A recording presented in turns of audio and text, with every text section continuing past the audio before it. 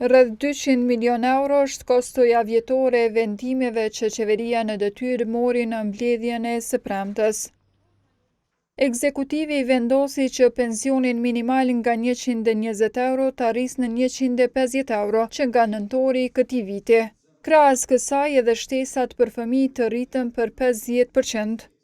Kryeministri në detyrë Albin Kurti edhe në ekspozim para kuvendit kur dështoi të sigurojë vota për mandatin e ri, përmendi këto dy vendime. Kurti arsyetoi vendimin. Nëse 400.000 fëmijë do të ishin dakord që ne këtë ta shtyjmë për më vonë, edhe unë do të isha dakord.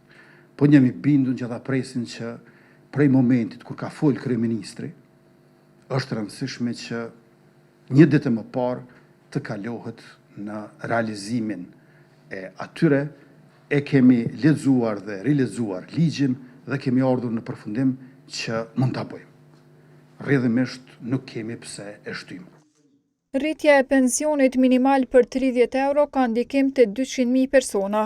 Kostoja mujore e rritjes do të jetë rreth 6 milion euro, përkatësisht rreth 72 milion euro në vit. Përveç kësaj, rreth 50 milion euro është kostoja vjetore për vendimin për rritjen e shtesave për fëmijë. Nga kjo do të përfitojnë rreth 400.000 fëmijë deri në moshën 16 vjeç. Këto shpenzime nuk kanë qenë të parapara në buxhetin për 2025-ën. Megjithatë, as kryeministri në detyrë as ministri në detyrë i financave Hekuran Murati nuk kanë sqaruar se nga cila linë buxhetore do të sigurohen mjetet.